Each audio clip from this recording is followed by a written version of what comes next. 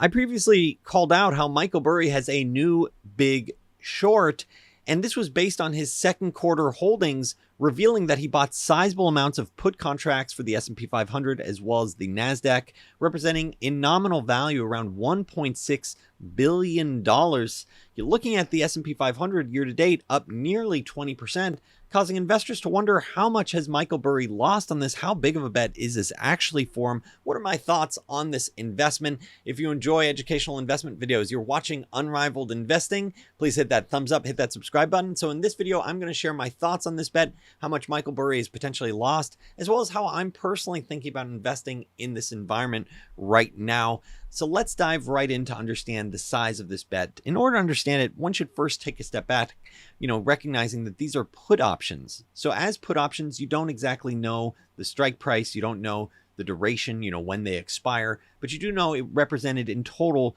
2 million shares. And based on that, it's an option. That means it's around 20,000 contracts because each option is 100, the equivalent to 100 shares. So he has the right to effectively sell 2 million shares of the S&P 500 at an unknown price through an unknown date. So that creates a lot of uncertainty.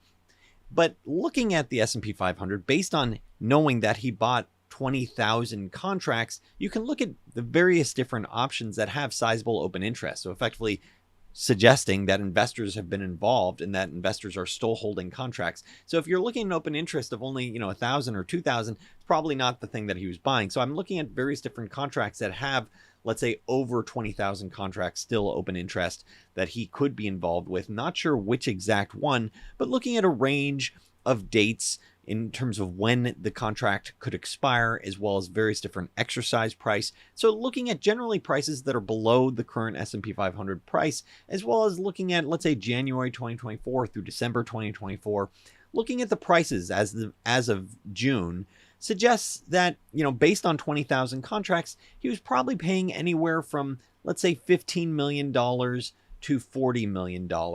And given that he also bought 2 million effectively, or 20,000 contracts puts of the Nasdaq, you could probably double this, because this is just the S&P 500. So thinking, maybe 15 to 40 for the S&P 500, doubling it with the Nasdaq, maybe 30 to $80 million that he's putting up. So, possibly a very sizable bet.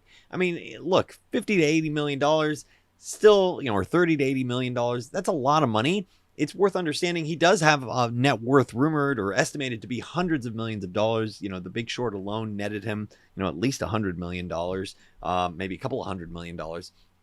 And so, this is a bet that would, bankrupt many other people.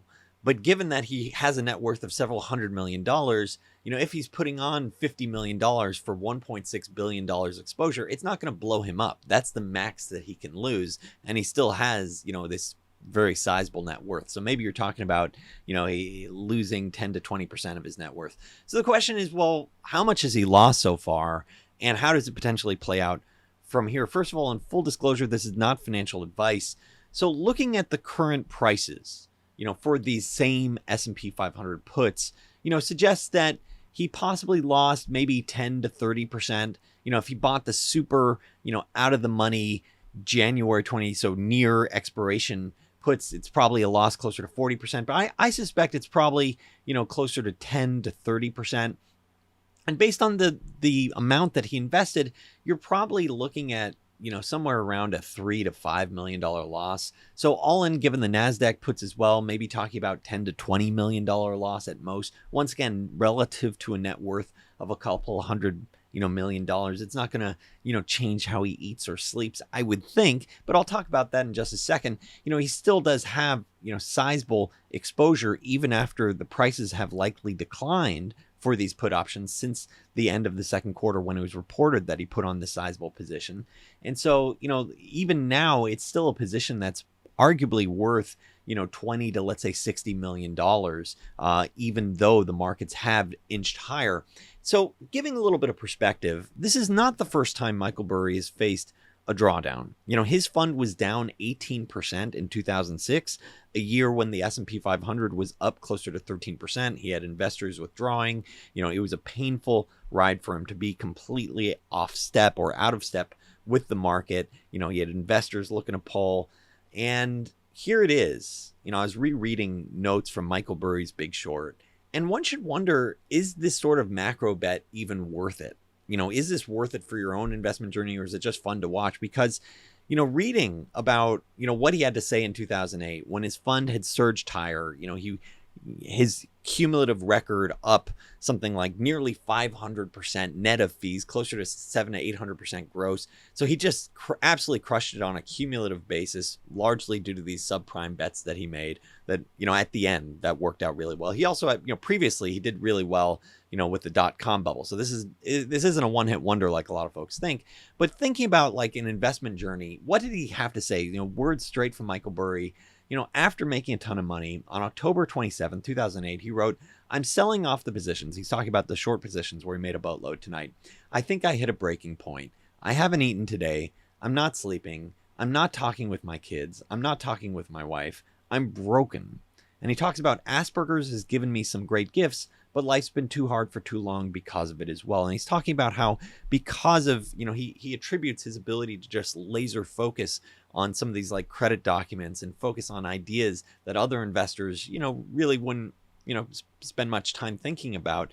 He attributes that partly to Asperger's that, has, created a social development for him as well, where, it makes it harder for him to, sort of get along in life. And he talks about that saying, yeah, I've done really well, but this has been really, really hard for me. And then later in November, so this is 2008, a year where he should be doing victory laps. Think about any other hedge fund manager in 2008 that would have crushed it.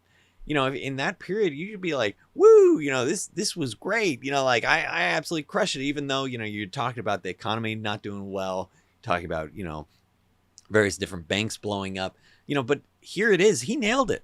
He absolutely nailed it. And he goes into the ER with chest pains and blood pressure spiking, thinking that he's going to die. And so this is why I think it's so important for you to think about, what type of journey, what type of investment journey do you want to have? And every investor is going to have different, risk tolerances and perspective on what they want. I call out my personal journey at Unrivaled Investing. And this, thinking about Michael Burry, he absolutely nailed the macro. And he nailed this very dark picture. And maybe he'll be right again. Maybe he can make, and keep in mind, if the market, goes back to its lows last year and maybe goes to lower lows, you're talking about tens of millions of dollars that he can make, maybe even $100 million plus on this investment, that he's made buying these put options. But is that worth it? And for those investors considering mimicking or cloning that trade, is that worth it for you as well? It wouldn't surprise me, and I want to make sure this is crystal clear. It wouldn't surprise me if Michael Burry is right on those put options. It would not surprise me at all. But I'm not buying those types of put options because I don't want to deal with that type of stress on it. I don't want to deal with, like, even if the best outcome is Michael Burry crushing it and then having that heart attack or near heart attack in 2008, I think it's worth reflecting on, like, what type of path, what type of investment journey do you want to have? For me personally, I want to find companies where I'm like, okay, I like management. Management owns a ton of stock. Maybe they're the founders. I prefer that often. Where if they have a ton of stock and they're, one of the largest shareholders, that makes me sleep better. That makes me go, oh, okay, I'm aligned with them. So, whatever long-term investments they're thinking about, if let's say profits take a hit, I feel more comfortable because I think they're thinking long-term because they own a ton of stock as well. And if they, if they talk about that as well. So I'm also looking for goods and services where it's like, hey, this is something, a good or a service that's needed. It's not necessarily super discretionary. So even if there is a recession, even if Michael Burry's right, it doesn't give me a ton of heartburn. So oftentimes that's things like it might be a financial product like insurance, where companies might need insurance, increasing levels of insurance based on things like inflation, or something like a medical product where you're talking about, hey, people still getting sick, they're still going to need these types of things. Whereas if you're making these bets of like, hey, how's this cruise ship doing, or this discretionary product, you might feel a little more heartburn if Michael Burry's scenario plays out again, where he sees some sort of significant macroeconomic pressure. Clearly he sees that. That's the reason why he's making that bet. But is that the type of journey that you want to have, where you're sort of fretting over it, like, oh, is it going to happen this quarter? Is it going to happen that quarter? That's personally not how I like to focus on my time. My time, I want to find those companies that I think can compound hundreds of percent higher over time. I just called out, a stock to my subscribers at Unrivaled Investing, like, hey, here's a stock that I think has several 100%, upside, and that's why I'm buying it. And, that's a much more enjoyable journey for me personally than, hey, maybe unemployment ticks up 5% and you can make a lot of money. That's just not the path that I want to have, but I can understand why other people have done it. If you have a different perspective, would absolutely love to hear it in the comments below. Thanks so much for tuning in to Unrivaled Investing.